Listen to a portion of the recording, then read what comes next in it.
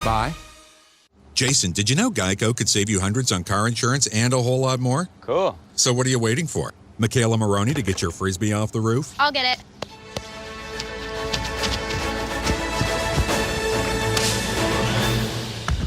Whoa. Here you go.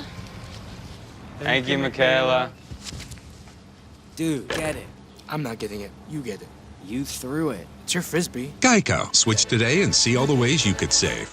Look at my man Nick Cannon celebrating the sweet 16th season of Wild 'N Out. It kicks off tonight on VH1. 16 seasons and 16 kids. What? I mean, Nick's joking about the 16 kids, but he's on his way. Nick has 7. Happening now. The city of San Antonio and Bexar County suing the governor, and it's all about mask mandates. A judge presiding over a hearing today. Coming up, we'll have the judge's ruling. And the governor not only getting pushback from the mayor and the county judge, some school districts in the state are requiring masks when they head back to the classroom. What some local school districts are advising when it comes to masking in the new school year. And I'll be back in a moment to give you an updated look at some activity in the tropics we're tracking. The News at 5 starts right now. This is a big day for the children of Bexar County and the citizens of our community.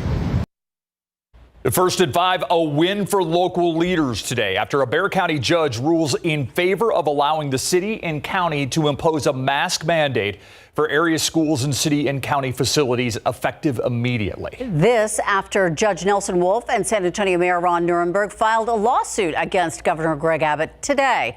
Our Eric Hernandez joins us now live from outside of City Hall, where the mayor and judge just gave an update on today's ruling.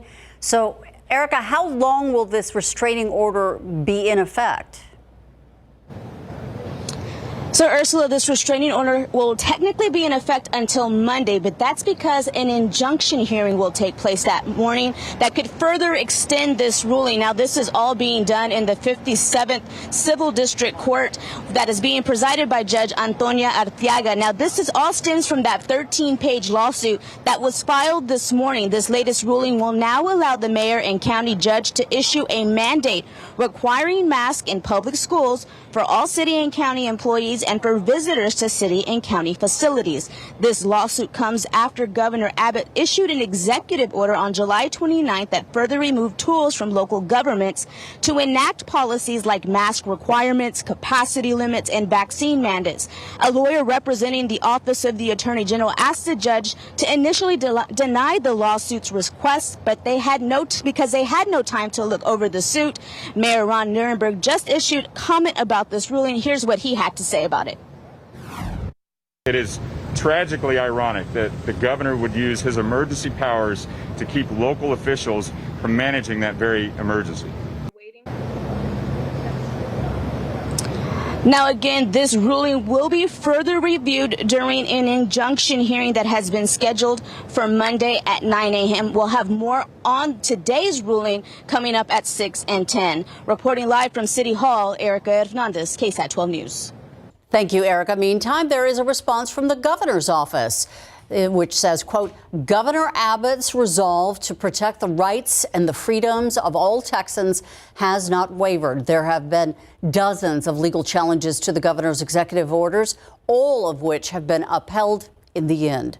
We expect a similar outcome when the San Antonio trial court's decision is reviewed by the appellate courts, end quote. While local leaders are able to impose mask mandates for now, that's not the case everywhere in Texas. The governor's executive order still applies to other districts in the state. Some districts, however, choosing to defy the order, and State Teachers Association is applauding that here in Texas. On Monday, Dallas ISD and Austin ISD announced they will be requiring students and staff to wear masks. The TSTA says it applauds these school districts for putting health and safety of their students and staff first. We know as educators, we have seen what COVID can do, and we don't want to have a case that could have been prevented. It is unclear if other counties will file similar lawsuits to what we saw in Bexar County today, or whether outcomes would be the same. Looking now at the surge of coronavirus cases nationwide, 98% of our country's population now living in a county with high or substantial community spread. The steady increase in hospitalizations, with more than 73,000 people receiving care, the highest number in 6 months. 94,000 cases of COVID in children have been reported in the U.S. in just a week. The majority of the patients who've been admitted are between 10 and 13 years of age, which puts them right at or just below the age of vaccination. And as the school year quickly approaches, the American Association of Pediatricians urging the FDA to grant emergency authorization for a COVID vaccine for children ages 5 to 11. As leading U.S. health officials continue encouraging everyone to get vaccinated, they're now trying to get the message across to one particular group, COVID-19 survivors. While they have some protection, a recent study from the CDC shows they, too, should roll up their sleeves. It's not a new recommendation. For months, top U.S. health officials have advised everyone who's eligible to get a vaccination to do so. Partial data from the CDC data now suggests that more than 99.99% of fully vaccinated people have not had a severe breakthrough case. I think all of us would want the vaccination numbers to be a lot higher in the sense that we know we need a lot more community immunity. In a June Gallup survey, one of the reasons Americans cite for not wanting the vaccine is the belief that they're protected because they've already had COVID-19. Having been previously infected is not going to give you the same level of protection as being fully vaccinated. A new study by the CDC suggests those who got COVID-19 in 2020 and didn't get vaccinated were more than twice as likely to be reinfected in May or June of 2021, as compared to people who contracted the virus but then were later fully vaccinated. My advice to everybody who's been previously infected is that you need to get vaccinated because you're going to see a lot more breakthrough infections. The evidence on this is actually pretty clear.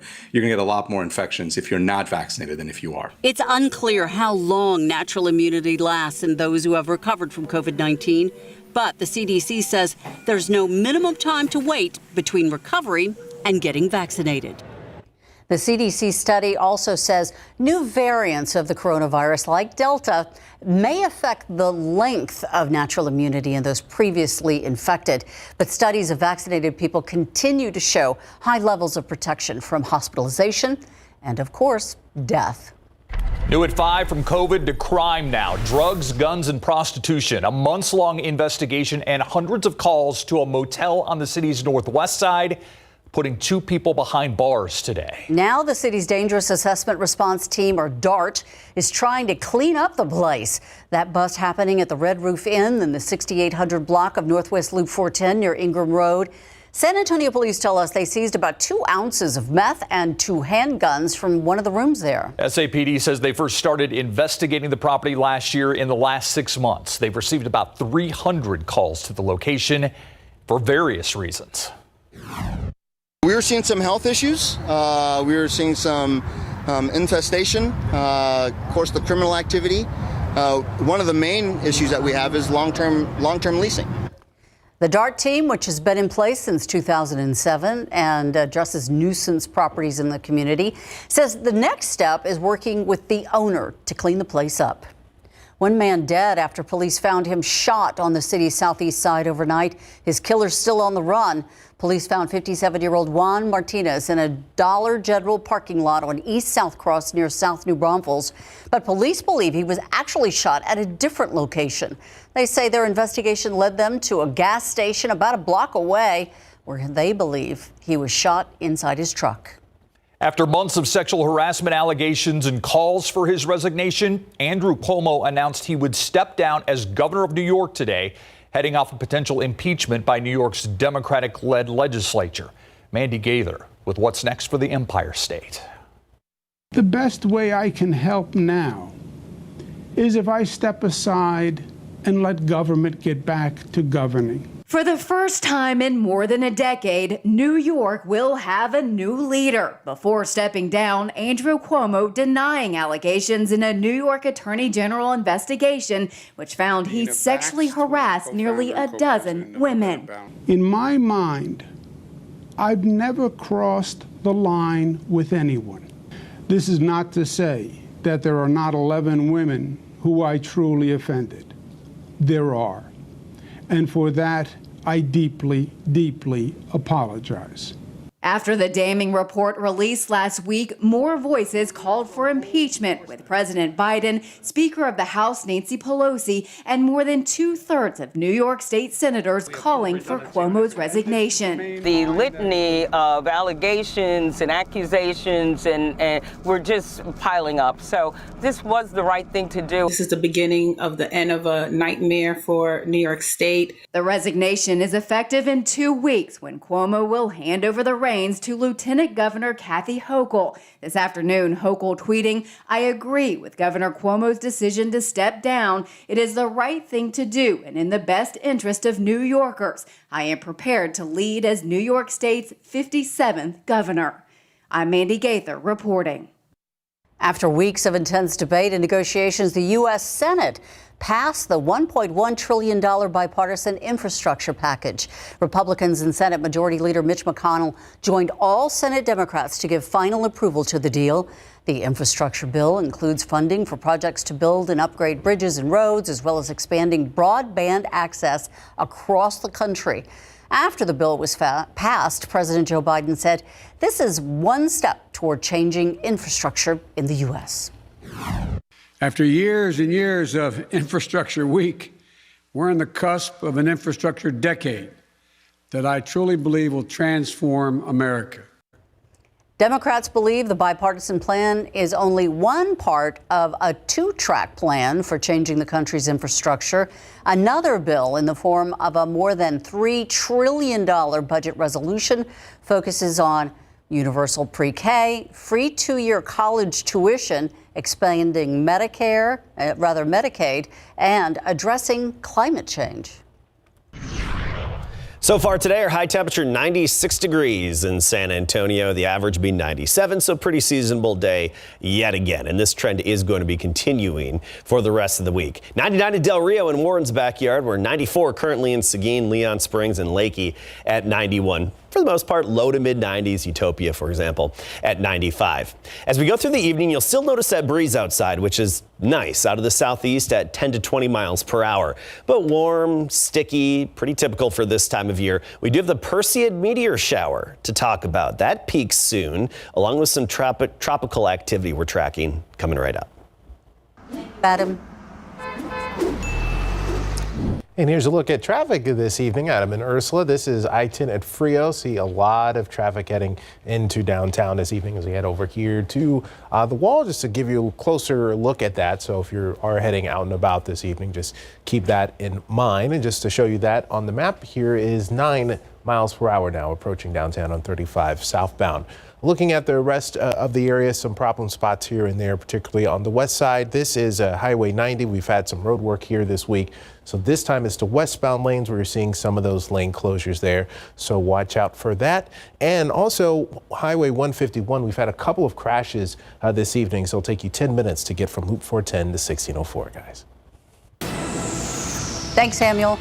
Payday loans, they can help you out fast if you're ever in a bind, but keep in mind, lenders typically tack on a ton of interest. Up next, the financial alternatives you might want to consider before you sign on the dotted line.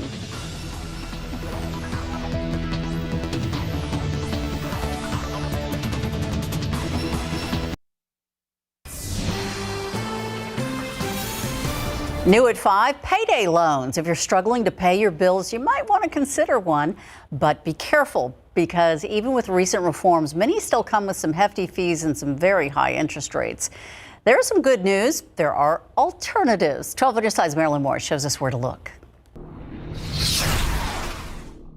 Missy Juliet was having trouble paying her rent and overdue utility bills. As a last resort, she turned to payday lenders. I'd maxed out my credit cards and I'd already asked my family for help in the past, so I couldn't go to them again. I was embarrassed. Missy borrowed $730 in 2 separate loans. One had a whopping 266% interest rate, and she struggled to pay them back. For millions like Missy who need emergency money fast, payday lenders are one of the few options out there, but that could soon be changing. The pandemic really exacerbated the problems with payday lenders, especially in low-income and Black communities. So what we've seen is this push to bring better and fairer banking services to these communities. What can you do now if you need emergency money fast? Look for a community development financial institution. CDFIs are financial service providers like banks or credit unions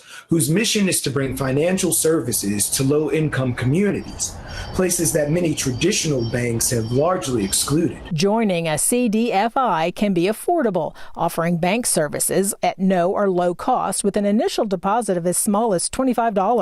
Another avenue, find a nonprofit with a payment relief program. That's what Missy did, getting help from Exodus Lending, a nonprofit that helps people get out of payday loan debt. The consolidated loans for her had no fee and 0% interest. So instead of $50 to $200 in fees a month, I'm making an interest-free $80 payment a month for a year, and that helped so much. Marilyn Moritz, KSAT 12 News. Check out live cam tonight, and another warm, steamy day, but still not as bad as it could be. Everything's in perspective, because it could be a lot worse. It often has been a lot worse this time of year. We're really just coasting right near average in terms of our temperatures these days. So quiet around here, seasonable. The Perseid meteor shower peaks very soon, and we are tracking the tropics. A little bit of activity there. I'm going to start us off with the Perseid meteor shower. You know, it's the time of year where you can actually see some meteors pretty much every night for about a week or two span, but it does peak tomorrow night into Thursday morning. The best time to view is after midnight, looking off to the northeast and gradually looking higher in the sky the later it gets into the night. Now, if you're in a perfect spot, and when I mean perfect spot, I'm basically talking West Texas, Big Bend National Park, right? You could see up to 1 meteor per minute. Nice thing is we don't have really much moonlight interfering with the viewing, but I'll be honest with you, light pollution just within 1604 and or 410 is enough to really inhibit your viewing. You have to go outside into a dark spot away from any street lights, house lights, headlights, and let your eyes adjust for about 20 minutes, and then you might start seeing a few. So it's best to get out away from the city to view those. But again, they do peak tomorrow night. It's an annual event. Here's something I learned today. Quiet weather pattern. We have some extra time. The little grains that burn up in our atmosphere from that make the meteors, they're about the size of grape nuts cereal. Those little nuggets in grape nuts. That's about the average size of them. Interesting. All right, taking a look at the state today. Quiet. Notice a clear sky right now. If you're going outside after sunset or after twilight, look off to the northeast, closer to the horizon. We'll have a clear sky then, but some increasing clouds after midnight. A few showers out in West Texas today. That's nice to see. Higher elevations and up in the hills and mountains, we're seeing some showers and thunderstorms. Otherwise, you look at the big picture, just like yesterday, no major defining feature. Usually we've got the big upper level high, the big clockwise circulation. That's not the case yet. It will be in the days ahead, but not planted right over us. So we do have this system in the tropics that we're watching and tracking near Puerto Rico, potential tropical cyclone 6. It would become Fred. And this is moving off to the west-northwest. It's likely to make its way to the Florida Straits as we get into Friday. And then most likely once it gets into the Gulf of Mexico, turn northward, almost paralleling the Florida Peninsula there. Right now, odds favor this, completely avoiding Texas and all of our coastline. And there's a potential it could strengthen even more as a tropical storm, maybe low-end hurricane once it gets into the eastern Gulf there. Looking at temperatures now. Not a whole lot of triple digits. See Del Rio, Laredo. Exception, of course, Marfa at 80, El Paso 89. Some clouds, some areas of rain, cool day around there. Cotulla at 197 now in Pleasanton. At least we have a nice breeze. It's coming out of the southeast steady at 15 to 20 miles per hour. So that's one consolation that we have with the summertime August heat around here. 77 in the morning tomorrow, 97 by the afternoon. Southeasterly wind at 10 to 15. Of course, we'll have a lot of sunshine again, other than the low clouds that develop between about 3 a.m. and 9 a.m. Elsewhere tomorrow, 95 Hondo, 96 New Braunfels, Uvalde about 97 for the high temperature. And tomorrow is another CPS Energy peak demand day. So try to reduce your energy usage between 2 p.m. and 7 p.m. to reduce the stress on our grid. Looking ahead, a lot of sunshine, mid-90s. We do get some rain chances toward the end of the weekend and into next week. Thank you, Adam. All right, Spurs in Vegas, and they get a chance to bounce back. Yes, tonight against Chicago, because last night they got close, but no cigar for the Spurs after they fell a little short against the Minnesota Timberwolves. We'll show you how the game went down at the end. And Amari Cooper activated, but will he practice? Coming up.